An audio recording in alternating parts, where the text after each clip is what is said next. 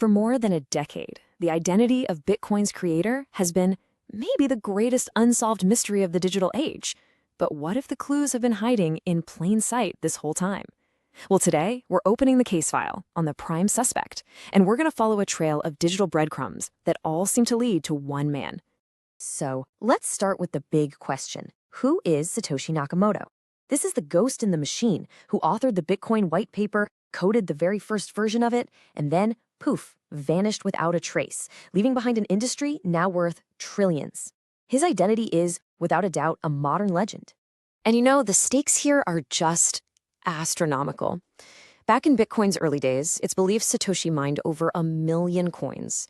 We're talking about a fortune that's worth tens of billions of dollars today, all just sitting there in digital wallets that haven't been touched in years. It's a silent testament to the creator's power. Every great mystery needs a prime suspect. And for this case, our person of interest is a British cryptographer named Adam Back. The whole investigation really kicked off because of this one single, peculiar moment in a documentary, where his nervous, kind of evasive reaction to being named as a candidate for Satoshi set off all sorts of alarm bells for one veteran journalist. So, who is this Adam Back guy? Well, he's not just some random person, not by a long shot. He was a central figure in the cypherpunk movement back in the 90s, this group that was dedicated to using cryptography to bring about social change. And, most importantly, he's the inventor of Hashcash, which is the proof-of-work system that Bitcoin is literally built on. And this is it. This is the moment that started everything. The journalist John Carrieru saw that interview, and his instincts just kicked into high gear. You know, to him, Buck's nervous denial didn't look like a simple dismissal. To an experienced investigator, it looked like a tell. And that one little flicker of suspicion, it launched a year-long deep dive into the mystery. Okay, so that initial suspicion really opened the door. Now, let's start walking through the evidence piece by piece. The case really begins with the ideological foundation that both Satoshi and Adam Back shared, a worldview that was forged way back in the early days of the internet.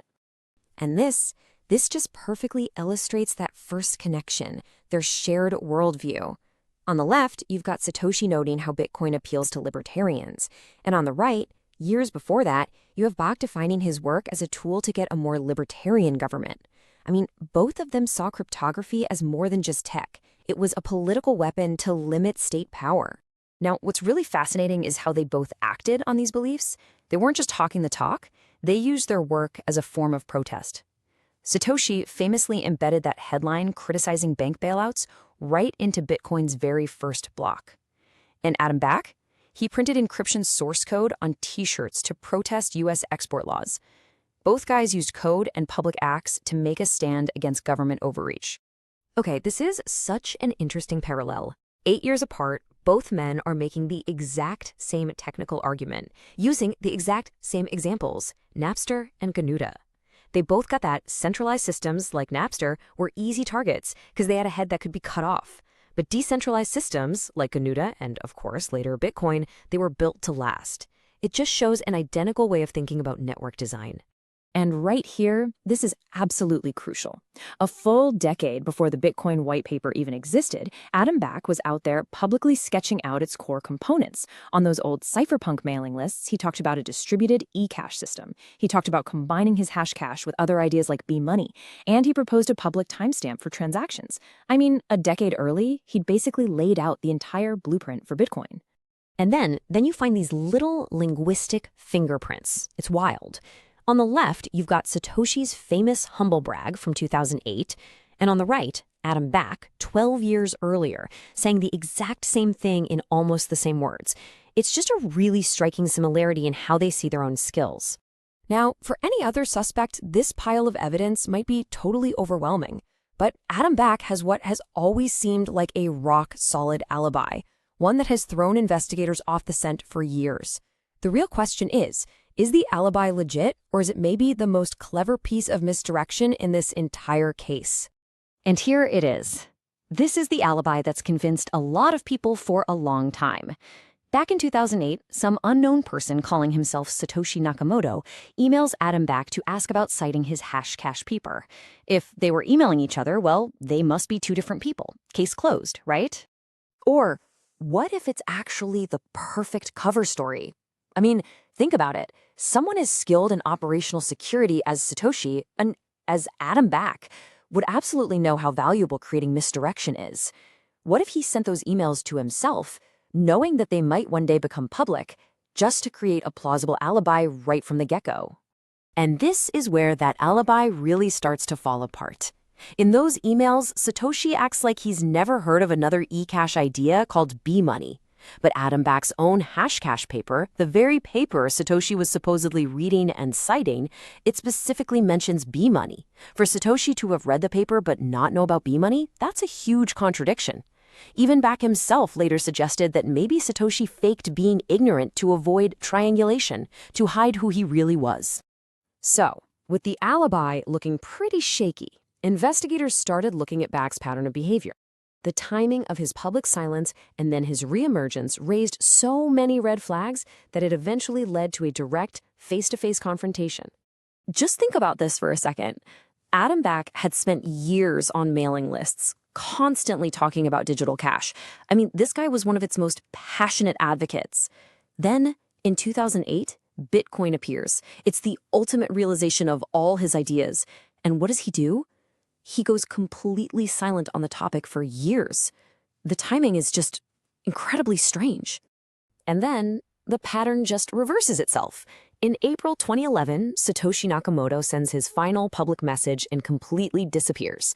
And just 6 weeks later, Adam Back makes his very first public comments about Bitcoin. And pretty soon after that, he becomes one of the most influential figures in the entire community. One vanishes, the other appears. It's a perfect mirror image. So during a direct interview, when the journalist confronts him with that "better with code than words" quote, Back has what really sounds like a slip of the tongue. He says, "I did a lot of talking, though, for somebody." It's like he's momentarily speaking as Satoshi, defending his own chattiness, before he catches himself. For just a second, it feels like the mask slipped. Okay, so we've got a technical blueprint, a shattered alibi, and some really suspicious behavior. But the most compelling evidence might just be the hardest to fake, the writing itself. So let's look at the forensic data that came out of a computational analysis of Satoshi's words. Researchers took a really systematic approach to this. First, they started with this huge pool of over 34,000 people who were active on the right mailing lists. Then, they just started applying these forensic filters based on Satoshi's known writing style, his British spellings, that old-school habit of using two spaces after a period, certain grammar mistakes, and unique turns of phrase. And with each filter, that pool of suspects just got smaller and smaller, until only one name was left.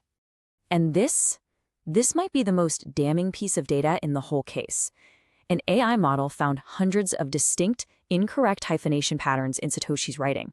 When they compared that against all the suspects, Adam Back was a massive outlier. He shared 67 of Satoshi's exact incorrect patterns. The next closest person? Only 38. In forensic linguistics, that is not a coincidence. That's a powerful statistical match. So, when you stack it all up, the shared ideology, the technical blueprint laid out a decade in advance, that strange silence and reappearance, the linguistic fingerprints, and that overwhelming data from the writing analysis, you really have to ask yourself, is this all just a mountain of incredible coincidences? Or have we finally found the digital ghost behind the name Satoshi Nakamoto?